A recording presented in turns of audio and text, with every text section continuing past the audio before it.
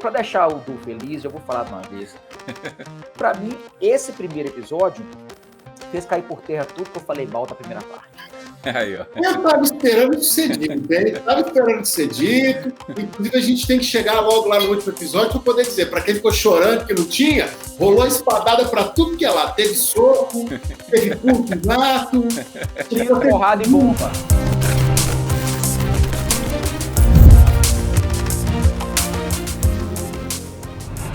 Salve galera, Nando aqui, e no vídeo de hoje vamos falar a respeito da segunda temporada de Mestres do Universo Salvando Eternia. Estamos aqui com a presença do meu amigo Du, também do Marcelo. Boa noite, galera. Aproveito aqui para fazer uma retratação, porque para o Marcelo eu fiz uma saudação, para o Du ficou de fora. Então, Du, seja muito bem-vindo por participar aqui conosco. É o segundo vídeo aqui nessa linha. Você já participou anteriormente, quando a gente fazia review de The Flash e outras coisas. Sim. Seja muito bem-vindo, meu amigo. Muito obrigado, querido Nando. Como de costume. Seja muito bem-vindo, meu grande amigo também, Marcelo. Boa noite, pessoal. Vamos discutir hoje um assunto bem legal junto aí, colocar nosso lado nerd aí aflorando. Maravilha. Nando, é importante até começar com a brincadeira, a gente já pode dizer isso imediato. Quem chorou pelo final da segunda temporada, eu acredito que em algum momento falou assim, obrigado. Acho que tem gente que pagou língua aí nessa história, mas como de costume, eu vou dar aqui o alerta, o nosso vídeo tem spoilers o tempo todo, então se você ainda não assistiu a segunda temporada, corre lá pro Netflix, assista e depois vem acompanhar nosso bate-papo. Inclusive, vale a brincadeira, você não precisa ficar preocupado que os episódios são rápidos, viu? Você não vai ficar desesperado por 45, uma hora para poder acontecer alguma coisa. Não. Se resolve com menos de 30 minutos. Toma vergonha e assiste. Então, bora começar. Episódio 1, Partida em 2. Zohar se despede de Tila e Duncan. Eu percebi ali naquela cena, não sei se vocês notaram, é possível que sim, eu percebi também uma ave fênix naquelas ranhuras da parede e do chão. Vocês notaram isso? A fênix, inclusive, surgindo, do lado tinha 2 crânios. Sim. Do cajado do esqueleto. Isso. Sim. Aquela ligação. É tanto que essa cena é muito forte também, né? O contexto é lindo, para usar a palavra correta. Aquele contexto de despedida e finalmente contando uma história que a gente queria saber, né? Exato, uma origem, né? Finalmente a gente respondeu uma pergunta que a gente já sabia que existia. Mas agora falou na sua cara, tá aqui o que você queria saber. Exato. A gente tem ali essa cena que a feiticeira também fala a respeito do sacrifício dos amores, né? Já que ela tá deixando uma filha de lado e o marido. Embora a gente não tenha no desenho cenas de afeição, a gente não tem um beijo entre a feiticeira e o Duncan, você não tem uma coisa mais nessa linha que a gente tem costume. Eu acredito assim, que num contexto, acho que, sei lá, medieval, acho que de alguma forma aquilo ali se encaixa. O que vocês acham assim, a respeito? É engraçado porque o afeto tá no desenho, né? Não tem esse toque aberto, Isso. Mas é um episódio de muito afeto. A série como um todo constrói esse caminho de muito afeto. A coisa do toque, do abraço, isso é espetacular. E quando ela escuta a Tila criança chorando, é pesado. Impossível não ficar com o coração embargado. Então, mesmo não sentindo falta, sim. Mesmo não sentindo falta, dá para perceber que o carinho estava lá. Não teve beijo, mas teve muito amor. Foi aquilo que eu falei nos vídeos da primeira parte, né? Poxa, mentor e a feiticeira. Quando eu comentei no episódio, né? Terceiro episódio, que o mentor era apaixonado com a feiticeira, né? Mas tudo era implícito. Sim. Olhando o desenho original, e até então era. Gente, aquela cena do mentor foi maravilhosa. Aí agora eu fiquei pensando, mas será que a Tila, então, ela é filha do mentor mesmo? Aí, porque na série original não fala que é dele. Lá ele acha no ninho, né? Ele acha a Tila no ninho. Sim. É bem claro na série original. Ali meio que deu uma mudada, assim. Aí eu fiquei pensando, será que ela é filha legítima do mentor? Aí eu não sei. Mas, de qualquer maneira, cena maravilhosa, tudo maravilhoso. Igual você falou, o carinho tava ali. O amor sem palavras, que eu acho que é o mais legal, né? Um amor adulto. Poxa, não fala quanto tempo que a feiticeira tem, quantos anos que ela tem, mas deve ser bastante. Né? Um amor de companheirismo Cena maravilhosa, muito Mas bom. então, falando a respeito disso, a gente vai só estender um pouco essa conversa. O que a gente compreende é que nesse início aí de desenho, a gente tem uma feiticeira com uma idade pareada com o Duncan, que ele era novinho também. Então, pra gente, assim, fica essa ideia de que a feiticeira, então, ela acompanhou a vida do mentor, de certa forma, se você fala assim, em termos de idade. Agora, se ela existia antes, acredito... Bom, eu acho que não. Eu acho que essa feiticeira é mesmo uma feiticeira daquela época, e que quando ela assume a magia, né, a gente tem essa imortalidade, né, da beleza, da feição. Eu acho que é isso. Mas eu acredito que, por exemplo, da mesma forma, agora que o Marcelo falou, parei para poder prestar atenção, realmente, memorizando, o desenho deixa claro, a princípio, que ela é filha do mentor. Isso. E o desenho também constrói com a gente essa imagem de que, apesar dela lidar com a magia, e isso vai ser explicado nos outros episódios, mas spoiler, então spoiler lida com ele, nos outros episódios a gente vai perceber que a magia está presente, mas que ela ainda não emanava o poder da feiticeira efetivamente. Sim. Então, eu acredito que é justamente o que você falou. Esse poder só vem posterior. Ela tem a idade parecida com a dele. E a longevidade vem depois. Mesmo porque, assim, eu achei interessante, essa série ficou temporal, né? Sim. E ela ficou temporal. A gente vê a marcação do tempo ali do primeiro episódio, falando da primeira parte até o terceiro episódio da parte 1, você vê que a gente percebe a passagem de tempo. Isso foi legal, que a gente não tinha antes. Exato. Não tinha antes. Então foi muito interessante. O ponto, Luiz, na hora que o Du falou aí do choro, né? Pra gente que é pai, cara, é complicado. Você vê que ela olha para trás assim e a titubeia, né? Eu volto ou não volto? E aí quando ela vai, duas coisas que me vêm à cabeça. Primeiro, é um senso de responsabilidade enorme. Um senso de responsabilidade muito grande. E o segundo, que eu falei do amor maduro, é a confiança no mentor. Ela só foi porque ela sabia que o mentor ia cuidar da tia. E é engraçado porque essa cena é decisiva para o desenho. Sim. Essa cena, para quem passou batido pela série, essa cena é fundamental para toda a história. Porque ela define o comer, você abre e fecha no mesmo contexto. E não é dito, né? Não é dito, é mostrado. Maravilhoso. Sensacional. Ó, agora a gente vai lá para a cena do Skelegod no castelo, né? Ele discursa sua vitória, Adam se levanta, sangrando, atrai atenção, enquanto Pacato surge das sombras e liberta os outros ao roubar o cajado de Maligna. Uma luta inútil se inicia, pois Skelegod é imbatível. Aquela cena ali, eu lembro do que o Marcelo também falou no vídeo anterior. Quem não assistiu, vai lá assistir, galera. É o seguinte, que... Vai estar aí em algum lugar aí. Algum lugar dessa tela. O Pacato já não é mais aquele Pacato anterior, né, que a gente tinha na nossa mente, nos desenhos antigos, porque ele já entende também o seu papel. Ali é legal, assim, porque o Adam, ele chama a atenção do esqueleto naquela cena da luta, em que ele levanta, ele está sangrando ainda, com aquele ferimento bem profundo, chama a atenção para o Pacato vir e salvar o pessoal pegando o cajado. É mais uma cena de heroísmo do Adam para mostrar quem ele é, né? Essa coisa mais intrínseca dele. Os campeões anteriores, provavelmente com certeza todos eram guerreiros, grandes guerreiros, porque o reino de Eterna é porrada e bomba, né? Tiro, porrada e bomba. É isso aí. Tiro, porrada e bomba. Mas esses gigantões, o Adam tem essa essência do herói sacrificial dentro dele. Aliás, ele expressa isso bem claro, né, em diversas cenas que a gente vai acompanhar aí para frente.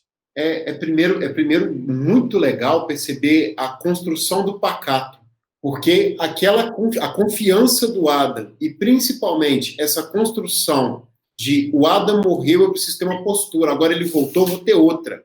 Isso é épico. Demais. Nossa, quando ele apareceu, impossível você não falar nu.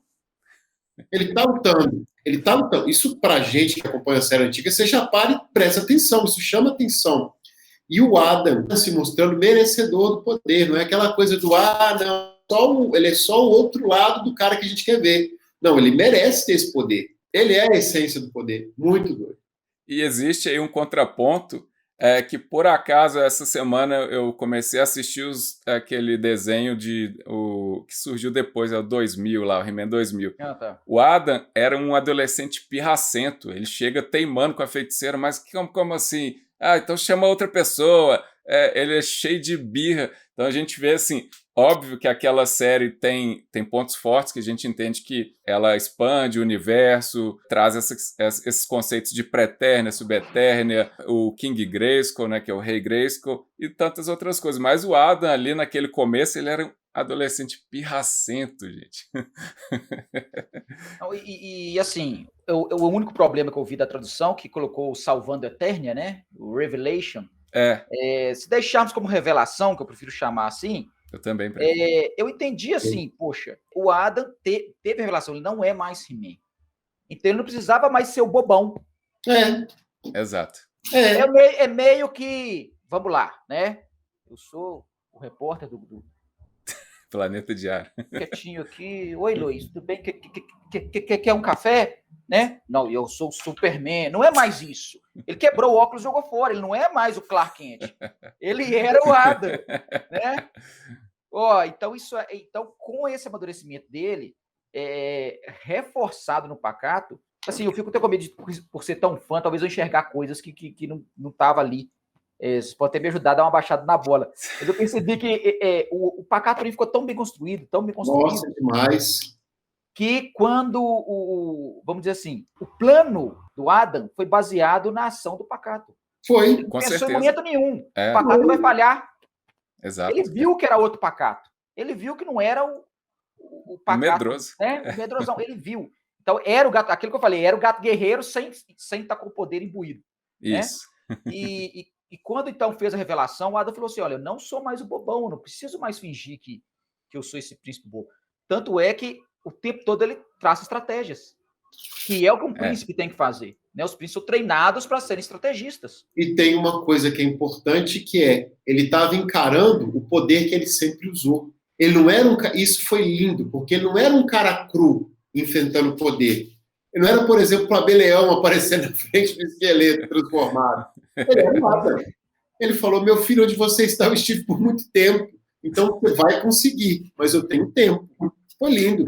Feiticeira usa o resquício do seu poder para teleportar os seus amigos, e só que Mentor, naquela cena, também é uma cena bem dramática, porque Mentor é impedido pela Maligna. Maligna põe a mão nele, não, você não vai não.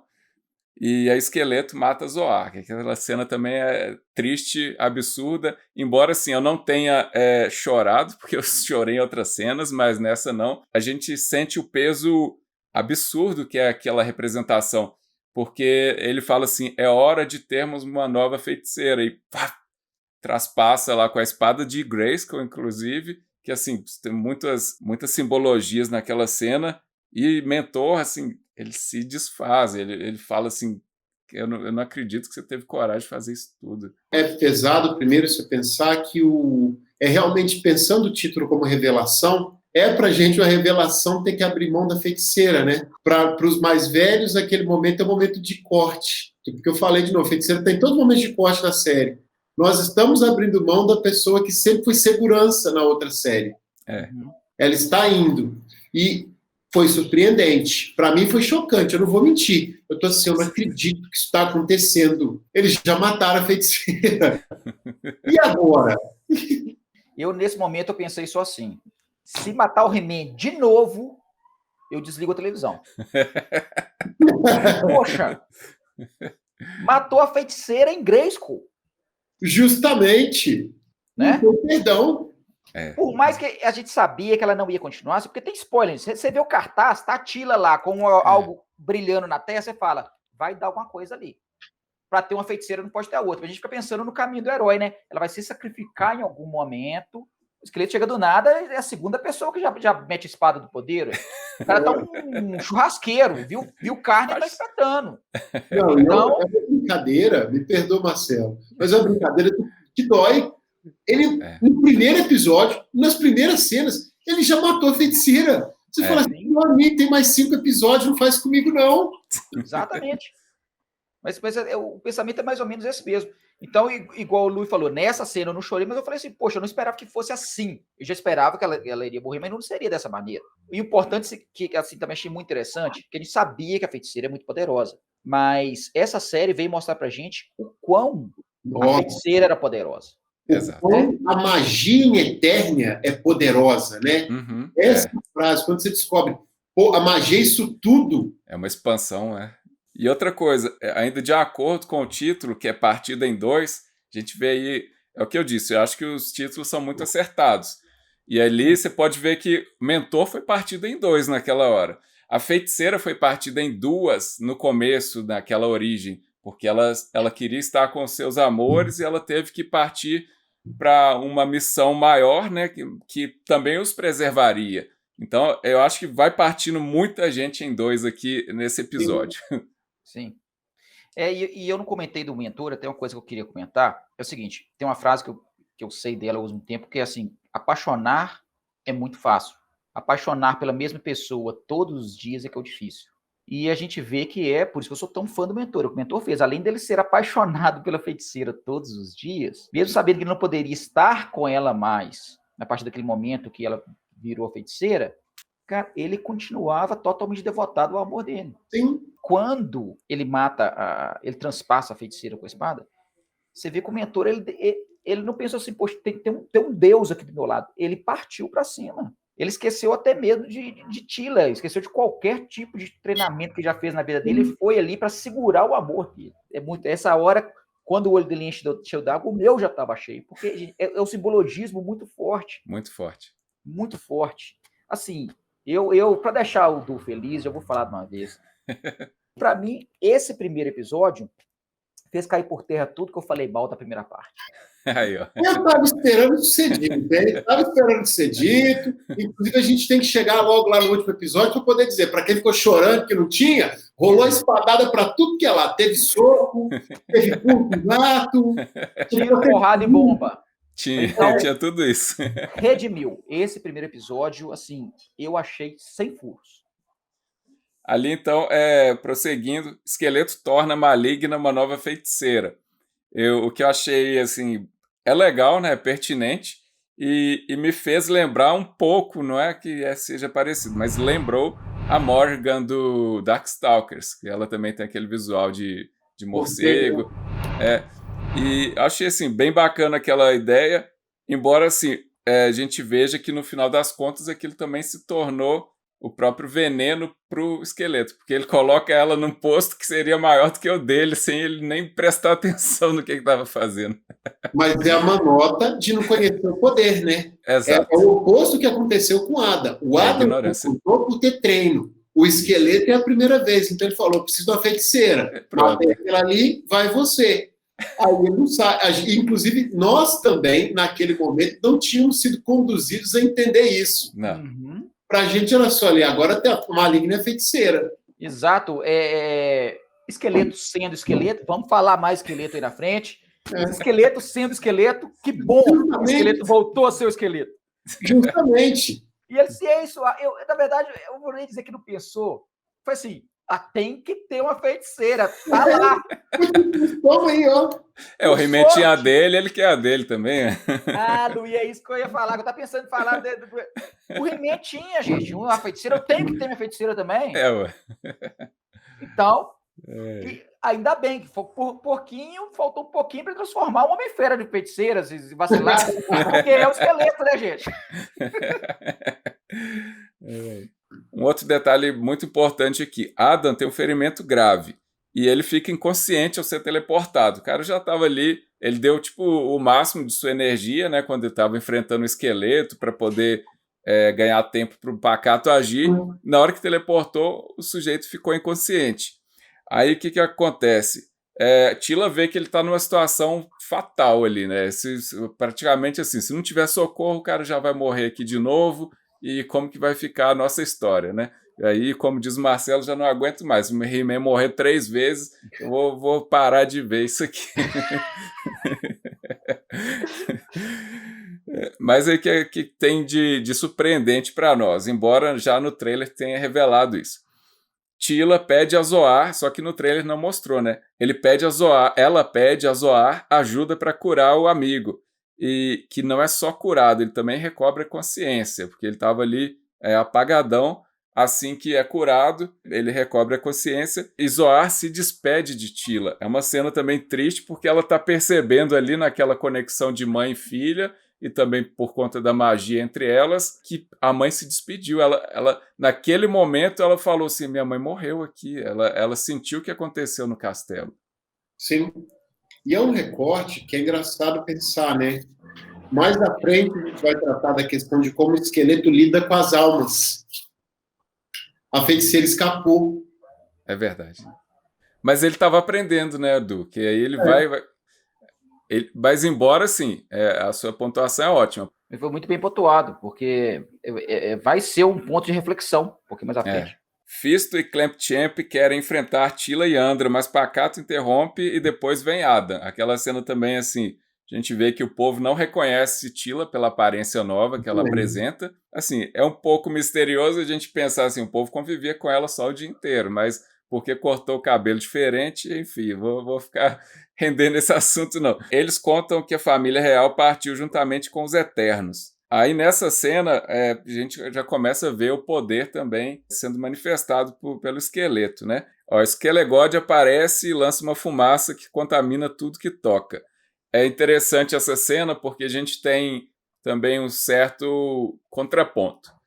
Porque, primeiro, a gente tinha uma Zoar, né, a feiticeira, que ela comunicava mentalmente com os seus amigos. Aí a gente tem alguém que assume não o posto dela, mas de um campeão, que entende também a grandiosidade do poder, a sua capacidade, e ele se cria uma imagem gigantesca para fazer como a gente não vai falar holograma, né? Mas é uma projeção dele ali nos céus de Eternia, para se mostrar já o que ele se tornou, também causar todo esse terror, né, para a população. Só que aí o que ele percebe? Primeiro, assim, a gente percebe, não ele vai perceber depois, mas a gente percebe que a população está afastada dali, a gente tem poucos eternos ali naquele ambiente, tanto é que no palácio mesmo os guardas reais nem estão, a gente tem só 2 campeões ali, né, 2 guerreiros. Eu acho assim, super interessante ele se mostrar. Essa coisa de ego do esqueleto a gente sabe que é sempre inflado mesmo. E aí ele quer colocar a panca, aí ele joga aquela fumaça roxa, né? E tudo que toca é contaminado e é tornado um minion, né, do esqueleto. Aquilo ali também bem puxado pra gente, porque inclusive vai contaminar alguns amigos aí do He-Man. Eu achei brilhante, não vou mentir, porque é uma evolução pro poder. Ele aprendeu a usar muito rápido coisas que o Adam não faz. Então a gente chegou no... Eu parei e falei, gente, o poder cresceu. É incrível como a magia vai guinando no desenho. O outro desenho foi matando a magia, esse desenho renasce, ela imensa. Eu falei, isso é muito poder. Como é que você luta com um negócio desse? Não tem como. Não tem como você brigar com o necromante. A verdade E o que acontece ali, não podemos esquecer, gente, que o esqueleto é um feiticeiro. O Keldor, ele é um feiticeiro. Daqui uma das grandes brigas dele com o Randall é que o Randall era da tecnologia, né, e ele queria ir pelos caminhos da magia. Ele foi pelos caminhos da magia. E aquilo ali é o seguinte, Luiz, porque no desenho original, a feiticeira fazia a projeção, né, só que a projeção astral ali, e o esqueleto conseguiu fazer já aquele holograma, porque antes a TV era analógica, agora já é de sinal digital. Então tá pronto. Então, o sinal digital ele é mais fácil de transmitir, mais barato, então por isso que foi feito o Cavaleiro. Então vou puxar uma coisa mais antiga aí, porque a galera já entendeu que a gente já não é tão novo, né? Aquilo ali... Isso aí no videocassete que eu sei. Exato, aí ó.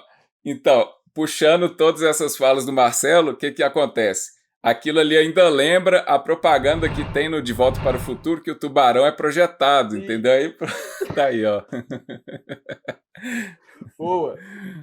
O que incomoda é que a gente já tinha ciência quando De Volta para o Futuro passou. É isso que assusta. A gente nem era criança para poder falar, não, você já tem ciência. Bom, aí o que acontece? Ele tá falando lá, dando seu recado, que veio para matar em geral e dominar, e aí de repente ele vê o Aden, né? Ele começa, ele dá ordem ao seu gás, né, para atacar, aí todo mundo começa a correr, o grupo lá com o Clamp Champ, o Fisto, eles conseguem fugir, né? Eles chegam até o Palácio Real, trancam as portas, mas acontece que nessa fuga, os dois campeões ali, os dois guerreiros, são tocados pela névoa, né? E infelizmente o que acontece? Lá eles se tornam mais dois minions, né, do esqueleto, infelizmente, e aí o pau começa a quebrar ali. Civil é engraçado, porque essa cena eu achei que serviu para poder construir a ideia da Andra guerreira e reafirmar a Tila também como guerreira. Foi triste. Até para poder pensar o final, foi mais um dos momentos tristes do episódio. Foi. A gente tem o Pacato atacando aqueles dois ex-amigos. Até pesado a gente fala dois ex-amigos, porque isso aí nem existe, né, basicamente. Adam diz que os amigos que eles conheciam não existem mais. Então Adam ali já tem uma sabedoria acima, elevada naquele contexto todo, que ele fala assim, gente, o que nós estamos enfrentando já não são mais os nossos amigos. Eu vejo assim, pela sabedoria que ele não só em sua vida ele ganhou, né, ele recebeu, mas também com Pretérnia. Acredito que aquele contato que ele teve com as pessoas que já morreram, os campeões, ele aprendeu coisa demais. E tanto é que a gente vai falar sobre isso aqui, já vai chegar aqui nessa cena, inclusive. Tila arremessa uma granada e Andra detona. Então, é o que o Du falou a respeito aí da reafirmação do que as duas representam. Eu já tinha também, de certa forma, colocado aqui, a Andra seria a nova mentora. A gente tem... Isso aí vai sendo construído. Pode falar aí, Marcelo. São os pontos os contrapontos que eu fico vendo na série, quando eles foram infectados, hoje eu penso logo nos parademônios do Darkseid lá, né? Que uma vez infectado... É fato. Acabou. Deixa de ser, né? Não tem. Bom, algum parademônio voltou já? Alguém que foi infectado voltou? Não. Talvez só se infectar o Batman, né? Fora isso, eu acho que... mas é o poder do roteiro, né? É o poder do roteiro. O Batman já infecta, ele já puxa ali o soro anti-parademônio, o bate-soro anti-parademônio. Ele pensou há 20 anos atrás para acontecer para aquele momento específico, e estava lá guardado sempre. Isso vem da preparação, esteja sempre preparado. Esteja sempre preparado. Então, ali, eu vejo os contrapontos desenho essa parte, que o Kevin Smith, eu vejo mais equipe, eu vejo que fizeram muito isso. Os momentos que lembra assim, gente, é o He-Man, mas é outra história de He-Man. Sim, exato. Ou melhor, deixou de ser só o He-Man e agora são os mestres do universo. O que está acontecendo aqui é isso. Então, são os pontos que eu falo assim, o desenho puxando para o lado adulto. Né? A própria discussão, a Andra, quando entrega a bomba para Tila, você percebe o desespero dela por ter que fazer aquilo. Porque ela percebeu que era a última saída. E quando é detonado, que fica só as poeirinhas no chão lá, nossa, a gente não tá com a vontade de pensar assim, será que vai reviver agora? Deixa eu ficar pensando. Poxa, vamos dizer assim, era o tio dela, né? Justamente. O tio dela, poxa, ela matou o tio. O Fisto é irmão, né, do mentor. Exato. Se não me engano. Não, ele é o irmão do mentor, então ela matou o tio dela. Nossa. Um amigo. Então, aí eles são pulverizados, né? A granada explode, eles como se fosse carbonizado. Aí a parte que é boa para nós, assim, que nos conforta, é que Adam já na sequência ele diz, pelo que eles representaram para nós, eu tenho convicção plena de que eles estão lá em Pretérnia. E aí, então, aí acontece uma coisa já problemática. Skelegod entra, né, e ele exibe as almas deles na própria mão. Aí a gente já vê essa ampliação do poder extrema. Escancarada. E é como eu falei, isso é desesperador. Aí você fica apavorado. Fica escancarado que você não tem como escapar. Não tem como escapar, ué. Ele pode simplesmente... Poxa, por que o esqueleto está fazendo aquilo? Quando ele entra com a alma nas mãos, eu falo assim, aquilo é perseguir o He-Man. Pra quê? O objetivo dele não era ter os poderes de Grayskull, os segredos de Grayskull. Tudo foi revelado para ele. O que o esqueleto está fazendo ali? Por qual motivo? Ele não tem sentido nenhum dele tá acontecendo aquilo tudo. Naquele momento, não tem necessidade. Ele é o Deus mesmo. O God de Deus mesmo. Então, qual que é o sentido do Justamente. esqueleto estar ali? É pura maldade, né? Desfazer as duas almas na mão para criar o mal nu e cru por fazer? Não teria sentido, porque ele tem o conhecimento pleno ele da força, como vocês falaram. E a gente nunca, primeiro, nunca pensei em ver daquela maneira.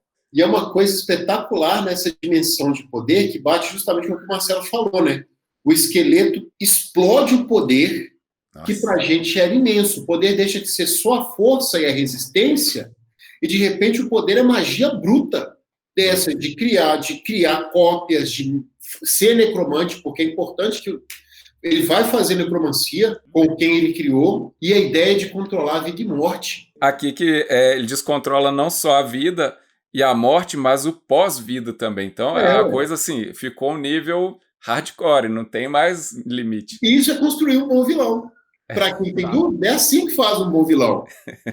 E também a gente vê o problema das falhas da dublagem. Não me apedrejem que estiver vendo o vídeo, gente. Não é a dublagem ruim. A gente sabe que a dublagem brasileira é a melhor do planeta. Eu digo da dublagem o seguinte: eu tenho a força. O inglês, bem traduzido, I have the power. Então é o poder que é a frase original. E não só a força.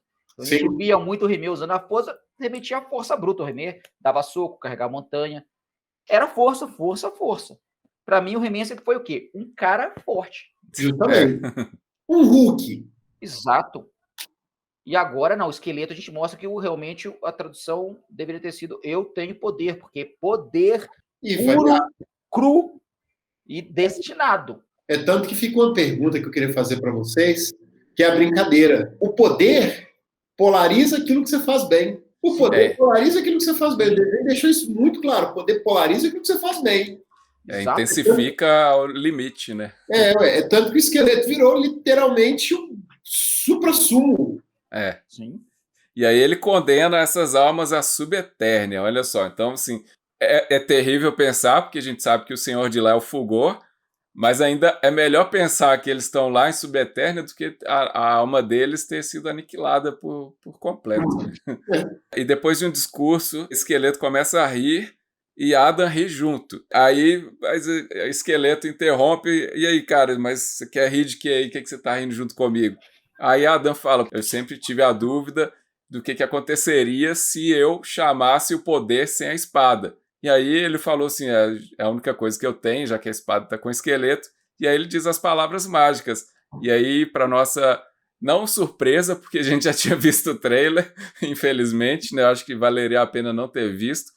Ele se torna, o que a gente já tinha comentado no vídeo anterior, uma espécie de Hulk, um cara brutal. Ele não tem consciência, ele é pura reação, né? Um animalesco. E realmente tem que ser dito, Grandinando, que o trailer mostrou demais, né?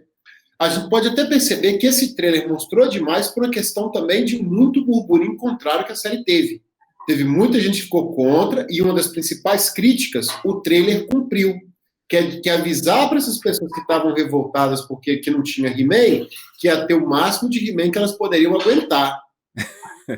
O trailer não mentiu. A gente pode dizer que esse trailer foi 100% honesto. E aí essa questão do realmente, eu tô pensando em não ver trailer mais por causa disso. Se não tivesse visto, essa viagem para mim teria sido muito mais emocionante. Nossa, então, já choramos. Imagina sem saber. Então aí, Adam chama o poder, vira aquele Hulk e cenas do próximo capítulo, né? Então bora pro episódio 2, Sangue e Razão. A gente já tem no início, é bem contínuo mesmo. O início do episódio a gente já tem o He-Man selvagem partindo para cima do esqueleto.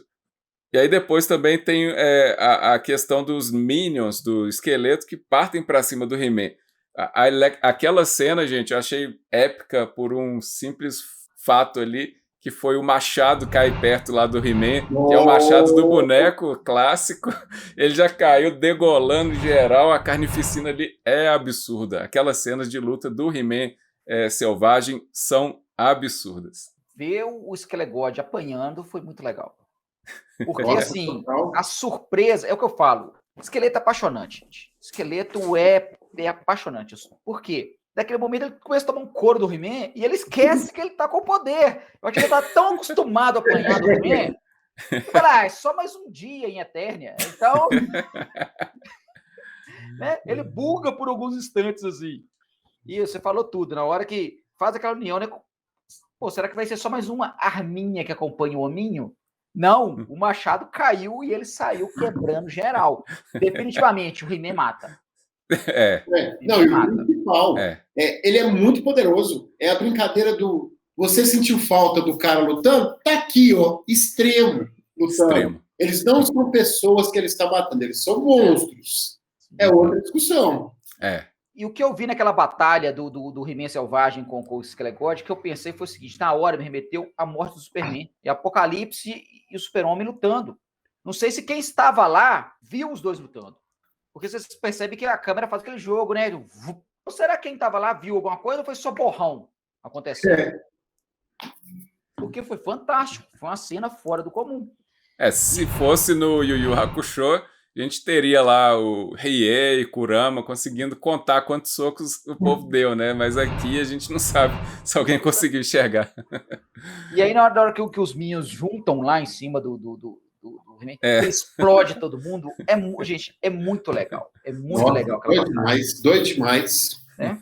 E como o Du colocou, o Marcelo também, assim, essa questão do impacto, do esqueleto ficar em choque primeiro, não entender nem o que estava acontecendo, porque ele já estava ali na sua forma mais poderosa que ele poderia estar, e de repente ele sofre com aquela sequência de socos. Tanto que ele para só a espada, assim, vai tomando soco para tudo quanto é lado, e aí acho que depois ele teleporta, começa a usar magia, porque ele falou, não, com esse cara aqui no socão igual eu tava fazendo, não vai dar, não. Não, ele grita, tire ele de cima de mim, ele esquece, poxa, que ele tire ele de cima de mim, mas eu tô falando, é mais um dia Eternia, vou apanhar de novo. Poxa. Não, e o principal, a espada é poderosa, a gente comprovou que aquela espada não quebra, porque... É verdade, toma ali soco, né? Tila, Pacato e Andra fogem do palácio. Na verdade, assim, eles percebem que ali já tá. Aquelas criaturas foram revividas, né? Pelo esqueleto. O He-Man selvagem matou aqueles bichos tudo, mas o esqueleto trouxe tudo de volta. E aí eles pensaram assim: poxa, a gente não vai dar conta dessa galera. Eles saem do palácio. O duelo entre He-Man selvagem e o Skelegod se intensifica. O esqueleto cria até aqueles seres de pedra, né? Umas criaturas lá que a gente. E aí, só que o socão do He-Man vai quebrando tudo quanto é pedra, não tem nada. E aquilo ali lembra muito. Não, aquela cena lembra a cena até de anime, porque o esqueleto ele estava perto de uma montanha, uma coisa assim, no que o He-Man dá um soco nele, ele defende, a montanha quebra para trás, então é só quebradeira geral. Lembrou bem a questão do anime, a própria chegada dele, né? Que eles já chegam assim, o cenário, que você falou, o cenário vai se deformando e a música, gente. A gente até esquece de falar. Os efeitos sonoros muito bem colocados. Sensacionais. Muito bem colocados. Eu fiz questão de colocar o som alto, o fone ouvindo, você vibra. É impressionante. É engraçado que eu não sei se tiver essa percepção. Você fica numa sintonia de subir o nível e não baixa. Você não tem aquela queda que você fala assim. Esse desenho te deu um respiro. Nesses 2 primeiros episódios, você não teve respiro para você poder fazer assim. Agora não, vai ser um momento tranquilo, vai ter uma pausa, vai ter alguém contando uma piada, vai ficar tudo bem. Não tem essa pausa. Não tem tempo. Tila invoca a magia do teleporte e eles saem justamente na hora do impacto de uma bola de magia lá. O esqueleto tinha feito uma bola gigantesca. Acho que se batesse na galera, se bobear o He-Man selvagem, acredito que não, mas todo o resto ali ia desintegrar, né? Pra mim, todo mundo morria, mesmo que ninguém. E aí a gente já pula para a cena que a Maligna determina novas regras aos seus subalternos. A gente entende qual é a natureza dela, que é ser má mesmo, de toda forma, e o poder já está subindo para a cabeça, né? Ela começa a impor, acho que tinha o Spycor, tinha o Homem-Fera, enfim, tinha uma galera, ela já está colocando regra. Aqui agora as coisas vão ser diferentes. Uhum. E só que aí acontece que Esqueleto, enfurecido com a fuga do He-Man e da turma, ele já chega lá enforcando a Maligna. Aí o povo E nessa cena é interessante que a gente vê aquela construção que já tinha sido apresentada na primeira temporada da relação entre Maligna e Homem-Fera. Que Homem-Fera, na hora que vê Maligna sendo ali enforcada, ele já aperta mais o chicote. Ele fica pensando assim, eu não vou dar conta desse cara não, mas uma chicotada ele vai levar uma lambada nas costas aí. Só que aí, por fim, o Esqueleto, acho que ele, se eu não me engano, ele olha para o lado, assim, ele percebe a movimentação do Homem-Fera, e aí ele percebe assim, acho que eu excedi aqui, porque o Esqueleto é essa coisa trágico-cômica, né? Ele chega muito enfurecido, mas de repente aí já conta uma piada, o clima muda. Eu acho brilhante. Marcelo gosta demais. A gente tem que dizer, isso é brilhante, é o que eu falei. É o vilão bem construído. Sim. Sem erro. Vilão. Você não fica com aquele meio termo de eu tô com pena do Esqueleto, que tá acontecendo. Não, ele é vilão. Pronto, acabou, ué. Aqui em casa, a gente gosta muito de escrito. A minha mãe, gente, agora há pouco ela estava falando comigo, ela não esquece uma frase, tem um episódio, eu sempre cito a série clássica, né, não tem jeito. O He-Man, uma das poucas vezes que o Esqueleto consegue prender o He-Man, tá lá no calabouço, o Esqueleto chega assim, olha para ele, ele tá com a cabeça baixa, né, o Esqueleto olha para ele e fala assim, dormindo em serviço, hein, He-Man? Gente, o Esqueleto é isso, o que você falou, o Esqueleto a gente espera, assim, a qualquer momento ele vai se superar. É verdade. Então, volto a dizer, é aquilo, é o ser que está tomado de poder. Gente, ele conseguiu, o Esqueleto é aquela parábola, ele é o cachorro que corre atrás da roda do carro. O cachorro vai correr. O carro para, o que o cachorro vai fazer? Ele não sabe o que fazer. Ele não vai morder o pneu, ele não vai engolir o carro, ele fica olhando, tipo assim, e agora? Eu não treinei essa parte. E nada fica tão claro quanto a gente vendo a série, ver isso ser construído. Isso é tão bem feito que é justamente você chega nesse hábito para poder falar, e agora, Esqueleto? E agora, Esqueleto? Voltando só um pouquinho, ele começa a jogar aqueles raios lá no He-Man Selvagem. Uhum. O He-Man Selvagem, ele rebate alguns, ele quebra um com o dente. Ele quebra o poder com o dente. Então, quando ele faz aquela Jinkidama do mal lá, eu acho que ele falou assim, vou ter que fazer algo para apelar, porque vai dar pau. Então, quando ele chega no castelo, depois que o pessoal teleporta, eu acho que ele tá pensando em isso na hora, assim, o que eu vou fazer, poxa? Eu continuo eu tô com esse poder todo e continuo não sabendo o que fazer agora que o carro parou. É a hora que ele vai tentar achar um objetivo. Né? E ali, inclusive, quando ele quase enforca a Maligna, ele pergunta para ela, ele falou, você é feiticeira, o poder é como se fosse propriedade dela, né? Ela tem autoridade. Então você que liberou o poder para ele, o que aconteceu? Me explica aí. Aí o cara estava enfurecido ali. E é o recorte que a gente falou do que estoura da escolha da feiticeira. Lá na frente, a gente falou no começo, aí a gente começa a ter uma ideia do que vai acontecer, que é um pequeno embrião do que a gente vai entender da imensidão que é ser a feiticeira. O grupo surge nas montanhas místicas e He-Man Selvagem começa a derrubar um monte de coisa lá. Derruba árvore, levanta pedra e joga para os lugares, o bicho está transtornado. Eles entendem que ele se tornou um ser inconsciente, né? Acho que existe a versão do Hulk que é assim, né? É fato. É que nem o Super-Homem do Snyder. O problema. É que nem... meu pai, morreu, pai, droga! Mas tá tudo bem, o motivo segredo. Isso. Então, é o guerreiro berserker, né? Que o pessoal chama. É fúria e batalha. Mais nada. E até certo ponto, invencível. Exato. Não. No Vampiro à Máscara, só interromper o Du rapidão. No Vampiro à Máscara, Marcelo, seria o frenesi. O cara entrou em frenesi. Ele não tem mais controle de si. As ações são instintivas e animais. Se ele vai atacar amigo, inimigo, isso aí não vai fazer diferença moral para a criatura. E tem uma questão que comprova força, que me perdoa antes eu estiver antecipando, que é quando ele mata a fera, né? Que a fila olha apavorada e fala, ele matou isso com as mãos? É esse momento mesmo. Aí ele foge para a floresta, eles correm atrás dele. Aí quando chega, o Pacato vai beber água, que não aguenta mais fugir. Aí vem o sangue na água, que eles olham para aquele monstro lá. Essa parte Isso aí, inclusive, aquilo lá é um mantícora, criatura mitológica que é corpo de leão, tem rabo de escorpião, cabeça de leão e asas de dragão. É um ser que eu acredito assim que praticamente acho que humano nenhum jamais seria capaz de ferir. Quisera até, imagina, matar. Tanto que acho que a perplexidade da Attila quando vê a Andra também é justamente isso, que é uma criatura ali que eles não teriam acesso de forma alguma, né? Exato, um ser místico poderosíssimo. Sim. Exato. Né? E o cara deu uma meia dúzia de cocão e quebrou. É complicado, gente. É uma situação que se a gente parar para pensar assim, o que Attila, Pacato e Andra poderiam fazer? Nada. Conseguiu fugir de um deus da destruição. Um deus da morte. Já foi algo... Poxa. Já é um feito épico, né? Épico.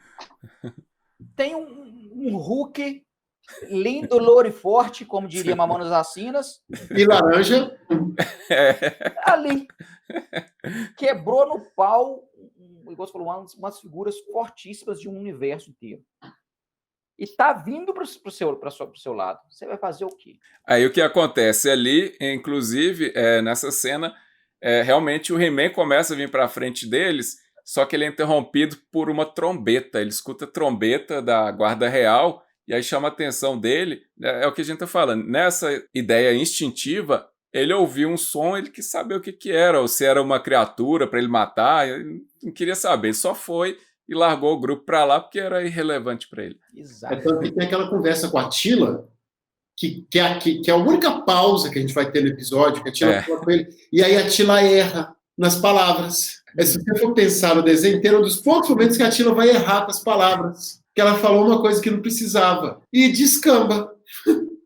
E aquela cena dela conversando com ele, não sei se vocês pensaram, mas lembrou muito a Viúva Negra com o Hulk. Sim. Quando chega para amansar e trazer paz ali. Só que, de repente, ele agarra a mão da Attila e quase quebra, inclusive.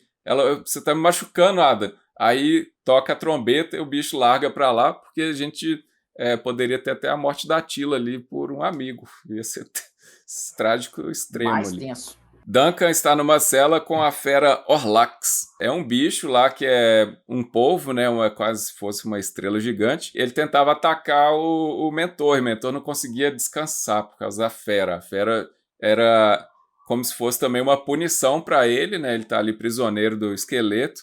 E o esqueleto aparece e salva o sujeito em troca de informação. Ele queria saber quantas vezes Adam já invocou o poder sem a espada. E assim, o mentor, ele expressa sabedoria a cada diálogo que ele tem ali na prisão, ele só dá porrada. Ele deu porrada no esqueleto, ele dá porrada depois na maligna, mas o que acontece ali? Que ele vai mostrar pro esqueleto a diferença ultra superior entre Adam e o esqueleto e qualquer outra pessoa que o mentor tenha conhecido, é justamente porque Adam devolvia o poder. Ele fala ainda com o esqueleto, e você já devolveu o poder em algum momento? Tem tanto, que me perdoa, mas tem uma questão que é fundamental. Como é que você constrói a ideia do guerreiro perfeito, o mentor? A gente já está 30 horas passando por isso, você não vai desistir. Ou seja, não dormiu, não parou, o monstro cansou e ele continuou. Tá doido. Impressionante. Como é que briga com um cara dele? Não tem jeito. Não, e aí a gente começa a ver... eu tinha esquecido que era 30 horas, estou tentando lembrar quanto tempo que era.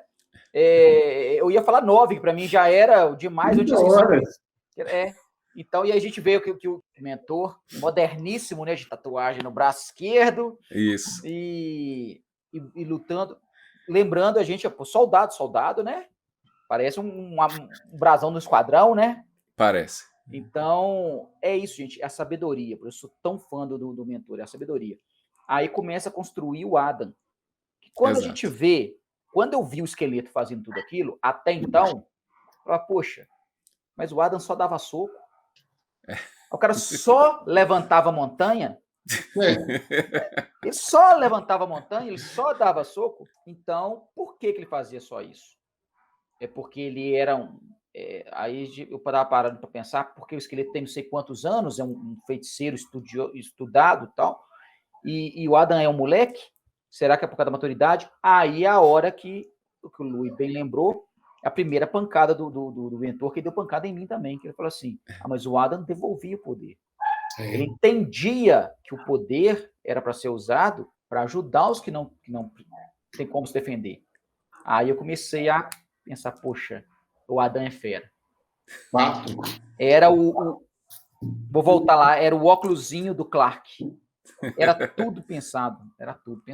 E aí também, a gente expandindo um pouco esse discurso, esse debate, a gente pensa o guerreiro supremo, o He-Man seria isso, a gente entendendo que a gente viu nessa temporada, a gente entende isso. Mas vamos supor assim, você coloca um Superman, um cara imbatível, você coloca esse poder extremo, o que a pessoa vai fazer? A gente entende que no cerne da humanidade se corrompe. A pessoa, tanto é que o esqueleto se corrompeu muito mais quando ele cada vez que ele aprofundava nas águas do conhecimento, do poder, ele ficava muito pior, gente.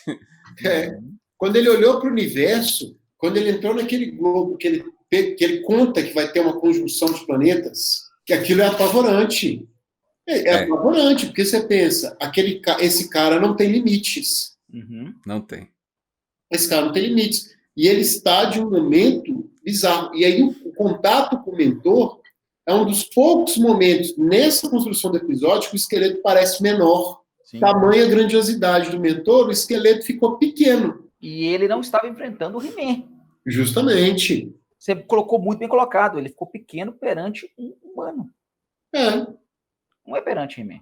A gente acabou de discutir o cara que ia matar todo mundo com um poder, que confrontou um ser imenso de força e sobreviveu. Sim. Ele simplesmente ia ganhar de todo mundo. E esse cara teve um momento de pausa e alguém falou com ele, para, o monitor é espetacular. Ponto final. O outro grupo, lá com a Tila, Andra e Pacato, vão perseguir o He-Man selvagem, que ele já dá um pulão, ele chega numa beirada lá da montanha, já pula, ele viu o acampamento. Esse acampamento é o acampamento real de Porto Pavor, que se chama. Quando esse grupo percebe, eles deduzem que é lá que o Rei Randor está, então, porque eles sabiam pelo Fisto, né, e o Clamp Champ que a Guarda Real havia abandonado o palácio. A Guarda Real se prepara para o ataque da fera, apanham muito, alguns morrem, e, por fim, o amarram. A Tila tenta impedir o ataque da Guarda Real. É engraçado porque, primeiro, vale a brincadeira. Nesse momento, a gente tem a primeira piada solta, que é a Andra e a Tila olhando uma para a outra e falando, não dá para fazer isso.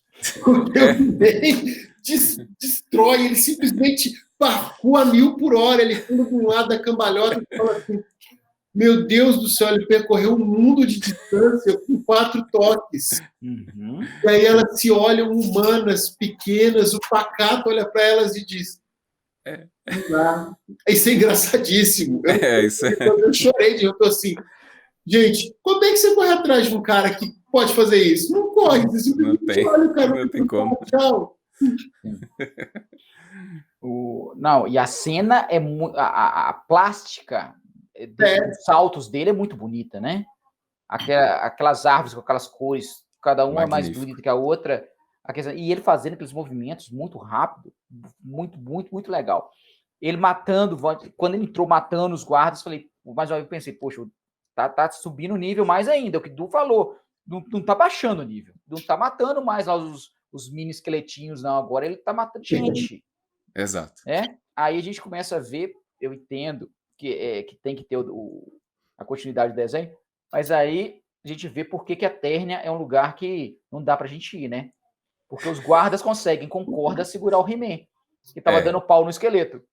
Exatamente. Aí fala assim, Marcelo, poxa, você é chato, mas não é, como não teve nada para reclamar até agora, é o único ponto que eu falei assim, não dá para ver uma coisinha de falha ali.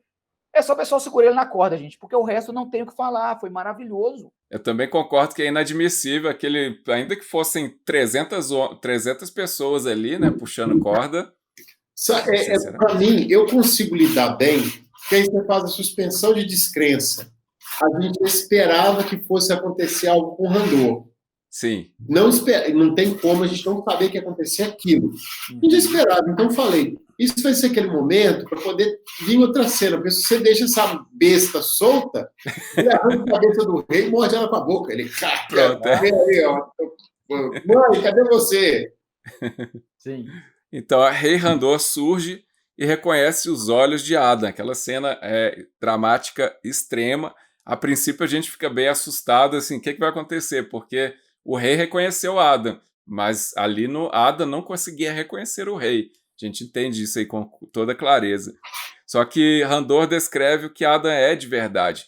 Finalmente, para contrapor todos os nossos argumentos do vídeo anterior, que a gente sentou o bambu no Randor como sendo um cara chucro, um rei nada sábio, por aí vai, ele começa a exaltar o que Adam era. Ele falou assim, poxa, eu achava que você quase que fosse um bobo da corte lá ao meu lado, mas eu percebi a sua grandeza. E quando o He-Man vai atacar, Randor o abraça e diz que o ama e tem muito orgulho. Aquilo ali, eu desabei, cara. Aquilo lá é uma cena absurda. É uma cena tal qual a cena do mentor com a feiticeira no começo do desenho. Você fala assim, que coisa bonita. Que na hora que ele pediu desculpa, aquilo acaba. Porque é o rei. É o cara que mandou todo mundo embora, que no começo do desenho literalmente prejudicou tudo. Ele, de repente, ele se enxerga enquanto um ser falho. Isso é a grandiosidade do Randor. Exato. E ele volta atrás. Aquilo é lindo. É maravilhoso. Lindo. E a solução... E é tão impactante que o poder retorna. Foi a cena que eu mais chorei no desenho todo. Entre a primeira parte e essa, porque eu sou pai, né, gente? Eu sou pai e hoje meu filho é quase um He-Man selvagem aqui. Ele é maior que eu. Então, quando eu e mais Du entramos naquela discussão sadia, falando que eu era muito fã do Randor, que eu lembro que o Du falou assim, não, pra ser sincero, Marcelo, eu nunca pensei no Randor. Eu acho ele, né? Foi o Du falando, não, eu nunca pensei no Randor assim, Randor pra mim era um rei lá, tava lá. Então a gente vê que o Randor realmente merece ser o governante da Eternia. Ali ele mostrou que ele é o rei, por isso que eu fiquei tão chateado com o que ele fez, lá na frente que eu falei o que ele fez com o mentor, porque não é a visão que a gente tem do Randor, que ele mostra que realmente ele é o rei, sabe, o rei que merece, que a gente vê muito no He-Man 2000, né? Vou chamar de He-Man 2000, todo mundo lembra. No He-Man 2000 eles mostram muito o Randor, né? Mostra. Então mostrou que ali é o Randor. E quando o He-Man selvagem vai matar, que ele levanta os braços, né? Que para, que a gente aí só vê os olhos dele, que não mostra a cena porque ele tá parando. Que de repente dá. Aí, mais uma vez, gente, vou falar dos efeitos do áudio. O áudio faz aquele. Pum, e para. É impactante. Demais. Você olha que ele tá abraçando aquele monstro. É o momento que eu desabei. Eu não chorei, eu desabei. Porque eu pensei na hora do meu filho, inclusive, Luiz, dá licença, eu tenho que mandar, cara. Yuri, te amo, filho. Te amo muito, papai te ama. Aquela cena foi que eu olhei e falei assim, é o amor do pai para um filho. O amor gigantesco que um pai tem de estar com o filho dele. Mesmo que o filho crescido, né? Então, Yuri, papai te ama muito, cara. Foi a parte que eu pensei em você e falei, ganhou. Só de falar agora aí, vão parar, senão eu vou chorar novamente. É a cena que, para mim, foi a campeã do desenho todo, porque ali ele fala assim, aqui não é o rei, aqui é o pai que está revendo o filho morto. Verdade. Isso é maior que tudo. Não tem coroa, gente, que paga um abraço do pai no filho. E tem uma coisa que a gente já pode emendar de imediato, que é o Randor, até desculpa, Nando, quebrar a fila, mas o Randor agradecer a todo mundo é maravilhoso, cara. É uma aula de como se agir. O desenho vem te discutindo, é assim que funciona. Se você fizer assim, vai ser bem mais legal para você poder viver, não precisa ser um babaca. Exato. Outra pessoa legal aqui, ó. Você pode pedir desculpa. Pode voltar atrás. Não vai te destruir se fazer isso, não. Exato. Eu não serei menos rei por isso. Ó, depois dessa cena, que é impressionante, acho que é a cena-chave do episódio, a gente tem lá Homem-Fera conversando com Maligna. E ele diz a ela que o poder está sob controle dela e não do esqueleto. É outro também que, embora no desenho clássico a gente tenha aquele saco de pulgas e tal, ali ele se mostra já um ser ultra sábio, assim, de certas maneiras, porque ele observa o que a forma de lidar do esqueleto com a maligna, o que ela aceita dele. Ele também traz reflexões profundas para ela naquele contexto e em outros episódios também. A questão da fala do Homem-Fera, todas as falas dele são muito foda no desenho. Não tem outra palavra. Ele é muito coerente com o que ele está discutindo, com as ideias que ele constrói. Não, ele ficou brilhante. Ele deixou de ser aquele cara chucro da temporada que a gente viu no passado, que a gente pensava ele como um cara chucro. Tipo assim, ele tá lá para brigar. Ele é muito isso. Ele é líder.